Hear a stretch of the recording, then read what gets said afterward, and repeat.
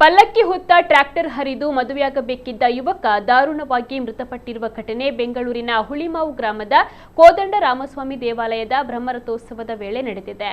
ಆನೇಕಲ್ ಮೂಲದ 27 ವರ್ಷದ ಅಕ್ಷತ್ ಮೃತಪಟ್ಟ ಯುವಕ ಅಪಘಾತದಲ್ಲಿ ತೀವ್ರವಾಗಿ ಗಾಯಗೊಂಡಿದ್ದು ತಕ್ಷಣ ಆಸ್ಪತ್ರೆಗೆ ದಾಖಲಿಸಲು ಕರೆದೊಯ್ಯಲಾಗಿತ್ತಾದರೂ ಮಾರ್ಗ ಮಧ್ಯೆ ಮೃತಪಟ್ಟಿದ್ದಾರೆ. ಈ ದುರಂತಕ್ಕೆ ಟ್ರ್ಯಾಕ್ಟರ್ ಚಾಲಕನ ಅಜಾಗರೂಕತೆಯೇ ಕಾರಣ ಎಂದು ಹೇಳಲಾಗ್ತಾ ಇದೆ. ಅಕ್ಷತ್ ಅವರ ಮದುವೆ ನಿಗದಿಯಾಗಿತ್ತು. ಸಂಬಂಧಿಕರಿಗೆ ಮತ್ತು ಸ್ನೇಹಿತರಿಗೆ ಮದುವೆ ಆಹ್ವಾನ ಪತ್ರಿಕೆಯನ್ನು ನೀಡಲು ಬಂದಿದ್ದರು. ಹಾಗೆ ಜಾತ್ರೆಯನ್ನು ಕೂಡ ನೋಡಿ ಹೋಗೋಣ ಎಂದು ಅಲ್ಲಿಯೇ ಉಳಿದುಕೊಂಡಿದ್ದರು ಎನ್ನಲಾಗಿದೆ. ಘಟನೆಯ ಬಳಿಕ ಚಾಲಕ ಸ್ಥಳದಿಂದ ಪರಾರಿಯಾಗಿದ್ದಾನೆ. ಘಟನೆಯ ಕುರಿತು ಹುಳಿಮಾವು ಪೊಲೀಸ್ ಠಾಣೆಯಲ್ಲಿ ಪ್ರಕರಣ ದಾಖಲಾಗಿದೆ.